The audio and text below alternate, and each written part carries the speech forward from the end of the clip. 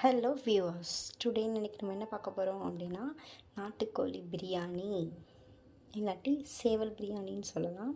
இன்றைக்கி நான் சேவல் பிரியாணி செய்கிறதுக்காக ஒரு 1/2 கிலோவுக்கும் கொஞ்சம் கம்மியாக பிரியாணிக்கு வெட்டிட்டு வருவோம் இல்லையா, அந்த மாதிரி பெருசு பெருசாக வெட்டிட்டு வந்திருக்கோம். இதில் ஃபஸ்ட்டு நல்லா கழுவி எடுத்து வச்சுக்கணும். இந்த மாதிரி இதில் நான் என்ன செய்ய போகிறேன் அப்படின்னா, ஃபஸ்ட்டு கேர்டு நம்ம ஊற்றிக்கலாம். ஒரு 2 டீஸ்பூன், ஒரு 2 டீஸ்பூன் கேர்டு ஊற்றியாச்சு. அடுத்ததாக ஒரு பிஞ்ச் மஞ்சத்தூள், அப்புறமா 1 ஸ்பூன் கரம் மசாலா சேர்த்துருக்கேன். அடுத்ததாக காரத்துக்காக கொஞ்சம் ஒரு 1/2 டீஸ்பூன் மிளகாத்தூள், வர மிளகாத்தூள் யூஸ் பண்ணியிருக்கேன். 3 டேபிள் ஸ்பூன் அளவு மல்லித்தூள் போட்டிருக்கேன். அண்ட் தென் அதுக்கப்புறம் ஒரு 1/2 டீஸ்பூன் சால்ட் உப்பு எடுத்திருக்கேன். ஓகேங்களா, தூள் உப்பு எடுத்திருக்கேன். இது எல்லாத்தையும் போட்டுட்டு நல்லா மிக்ஸ் பண்ணி விட்டுக்கணும். இப்போ இந்த அளவுக்கு நான் கலந்து வச்சுருக்கேன். இது ஒரு 15 மினிட்ஸ் இப்படியே இருக்கட்டும். அதுக்குள்ளே நம்ம பிரியாணிக்கு தேவையான பொருளெல்லாம் என்னென்னு பார்த்துட்டு வந்துடலாம். முதல்ல பிரியாணியில் இன்றைக்கி நான் பாஸ்மதி ரைஸில் பண்ண போகிறேன். ஸோ நான் இந்த கிளாஸில் 1 கிளாஸ் எடுத்திருக்கேன்.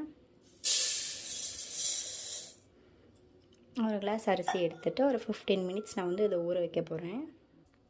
இப்போ ஃபஸ்ட்டு நம்ம அதை மேக்னேட் பண்ணி வச்சுருக்கோம் இல்லையா, அந்த டைம் அதை முடிச்சுட்டு அரிசி ஊற போட்டுட்டு நம்ம ஒன்றா வணக்கி முடிக்கிறதுக்குள்ளே நமக்கு இது எல்லாமே ஊறிடும். அப்போ நமக்கு எடுத்து குக் பண்ணுறதுக்கு கரெக்டாக இருக்கும். இப்போ பிரியாணிக்கு தேவையான பொருட்கள் என்னென்னு பார்த்துடலாம். 2 பெரிய வெங்காயம் கட் பண்ணி வச்சுருக்கேன். 2 பச்சை மிளகாவை இந்த மாதிரி கட் பண்ணி வச்சுருக்கேன், கீறி வச்சுருக்கேன். நான் ஃபுல்லாக கட் பண்ணிடாதீங்க. அப்புறமா 2 தக்காளி, மீடியம் சைஸ் தக்காளியை எடுத்து இந்த மாதிரி கட் பண்ணி வச்சுக்கோங்க. பிரியாணிக்கு தேவையான ஸ்பைசஸ் எல்லாம் வச்சுருக்கேன். அப்புறம் 1 கைப்பிடி புதினா, அப்புறமா கொஞ்சமாக முந்திரி. இப்போ எப்படி செய்யலாங்கிறத பார்க்கலாம். ஃபஸ்ட்டு ஸ்டவ் பற்ற வச்சுட்டு ஒரு குக்கர் வச்சுக்கோங்க. இப்போது ஸ்டவ் வச்சாச்சு. ஒரு குக்கர் வச்சதுக்கப்புறமா கொஞ்சமாக எண்ணெய் விட்டுக்கோங்க. எண்ணெய் கொஞ்சம் கூடுதலாகவே விட்டுக்கோங்க, அப்போ தான் பிரியாணி நல்லா சாப்பிட்றதுக்கு சாஃப்டாக இருக்கும். எண்ணெய் காஞ்சதுக்கப்புறமா 1 ஸ்பூன் நெய் ஊற்றிக்கோங்க. நெய் நல்லா உருகினதுக்கப்புறமா அடுத்து முந்திரி சேர்க்கலாம். முந்திரி உருகிற வரைக்கும் வெயிட் பண்ணலாம். இப்போ நெய் நல்லா உருகிடுச்சு. முந்திரி ஆட் பண்ணிடலாம். முந்திரி ஆட் பண்ணிவிட்டு கொஞ்சம் நல்லா செவந்து வர வரைக்கும் வெயிட் பண்ணலாம்.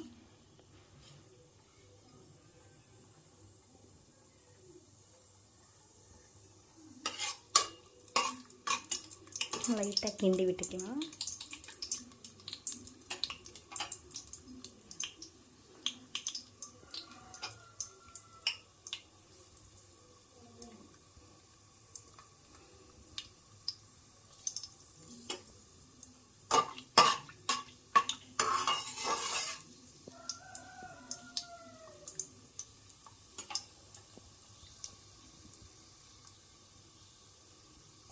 முந்திரி இந்த அளவுக்கு செவந்ததுக்கப்புறமா ஆனியன் ஆட் பண்ணிக்கலாம்.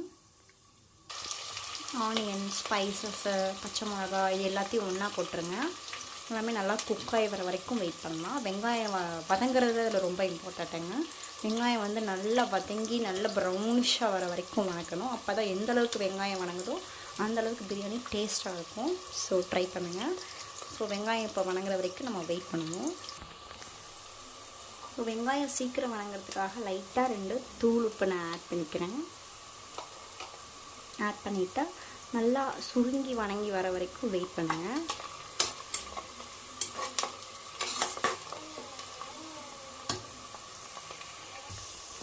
வெங்காயம் இந்த அளவுக்கு நல்லா வதங்கினதுக்கப்புறமா 2 தக்காளி கட் பண்ணி வச்சுருக்கோம்ல, அதை ஆட் பண்ணிக்கலாம். போட்டு நல்லா சாஃப்டாக குழைய வதக்கி எடுத்துக்கோங்க. இந்த அளவுக்கு தக்காளி வெங்காயம் நல்லா குழைய வதக்கணுங்க. வதக்கினதுக்கப்புறமா நம்ம ஒரு பவுடரை நம்ம ஆட் பண்ணிக்கலாம். 1 பிஞ்ச் மஞ்சத்தூள் ஆட் பண்ணியிருக்கேன். 1/2 டீஸ்பூன் மிளகாத்தூள் ஆட் பண்ணியிருக்கேன். கொஞ்சமாக கரம் மசாலா ஆட் பண்ணிக்கலாம். ஆட் பண்ணி வச்சுங்க. ஃபைனலாக biryani powder or biryani paste உங்கள்கிட்ட எது இருக்கோ அதை ஆட் பண்ணிக்கோங்க. நான் எனக்கு பிரியாணி பவுடர் ஆட் பண்ணுறேன். எல்லாத்தையும் ஆட் பண்ணி முடிச்சுட்டு நல்லா ஒரு ஃபைன் வதக்கி எடுத்துக்கோங்க. இப்போ இது கூட கொஞ்சமாக புதினா இலை போட்டுக்கோங்க. 1 கைப்பிடி புதினா எடுத்து போட்டு வதக்கிக்கோங்க. இதுவும் நல்லா சுருங்க வதங்கணும்.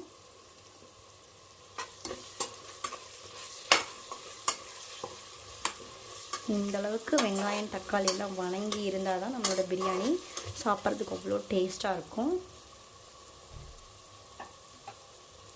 இப்போ இதுக்கப்புறம் நம்ம என்ன பண்ணுறோம் அப்படின்னா, நம்ம ஊற வச்சுருந்த நாட்டுக்கோழி வந்து நம்ம இதில் ஆட் பண்ணிக்கிறோம்.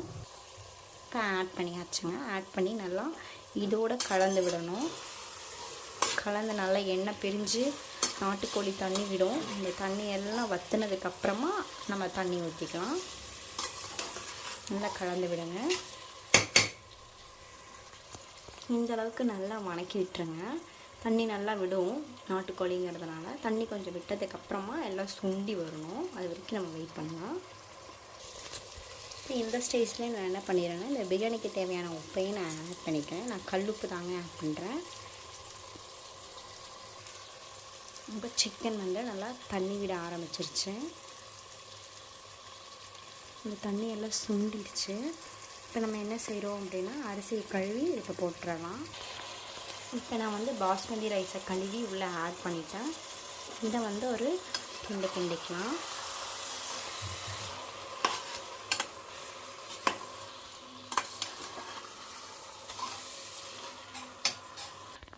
இப்போ நான் ரைஸ் ஆட் பண்ணி நல்லா வணக்கி விட்டுட்டேன். இப்போ இந்த ரைஸுக்கு தேவையான அளவு தண்ணி ஊற்றிக்கலாம். இப்போ நான் 1 டம்ளர் ரைஸ் எடுத்திருக்கேன். ஸோ 1 டம்ளருக்கு 1.5 டம்ளர் தண்ணி ஊற்றினா சரியாக இருக்கும். இப்போ தேவையான அளவு தண்ணியை ஊற்றியாச்சுங்க. இப்போ கொஞ்சம் கொதிக்கிற வரைக்கும் வெயிட் பண்ணிவிட்டு உப்பெல்லாம் சரி பார்த்துட்டு நம்ம மூடி வச்சிடலாம். இப்போ நான் வந்து பிரியாணி பவுடரோட கொஞ்சம் பிரியாணி பேஸ்ட்டும் நான் ஆட் பண்ணியிருக்கேங்க. இந்த பிரியாணி பேஸ்ட்டில் இஞ்சி பூண்டு பேஸ்ட்டு எல்லாமே அரைச்சி ஊற்றிருப்பாங்க. ஸோ நான் எக்ஸ்ட்ராவாக எதுவும் போடலை. ஸோ நீங்கள் இதை யூஸ் பண்ணாமல் நீங்கள் பவுட்ரு மட்டும் போடுறீங்க அப்படின்னா, நம்ம ஃபஸ்ட்டு அந்த ஸ்பைசஸ் எல்லாம் வணக்கணும் இல்லையா? அப்போவே வந்து ஒரு 2 டீஸ்பூன் இஞ்சி பூண்டு பேஸ்ட் போட்டுட்டு நீங்கள் வணக்கிட்டு அதுக்கப்புறமா உங்களோட சிக்கனை போட்டு வணக்கி நீங்கள் ரைஸ் போட்டு தண்ணி ஊற்றி வேக வைங்க. அப்படி நீங்கள் ரெடிமேட் பேஸ்ட் யூஸ் பண்ணுறீங்க அப்படின்னா அதுலேயே வந்து சால்ட் ஆல்ரெடி இருக்குங்க. ஸோ சால்ட் வந்து நீங்கள் பார்த்து ஆட் பண்ணிக்கோங்க. இப்போ வந்து இது நல்லா கொதிக்க ஆரம்பிச்சிருச்சு. இந்த ஸ்டேஜில் வந்துட்டு கொஞ்சம் மல்லித்தலை நான் மேலே தூவிக்கிறேன். மல்லித்தலையும் புதினா தலையும் போட்டுக்கோங்க.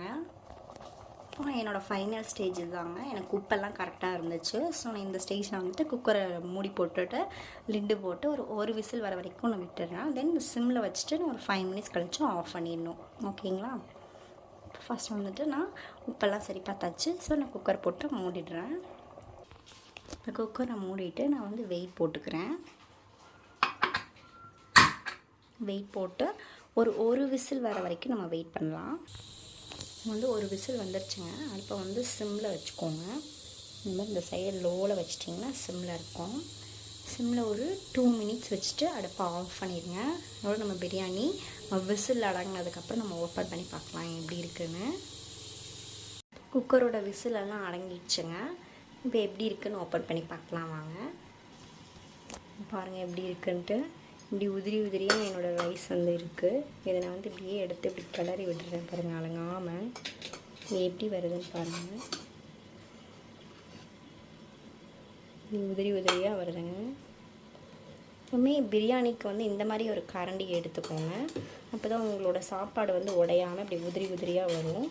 இப்படி நீங்கள் வேறு கரண்டி யூஸ் பண்ணிங்க அப்படின்னா என்ன ஆகும் அப்படின்னா சாதம் பூரா உடஞ்சிரும்.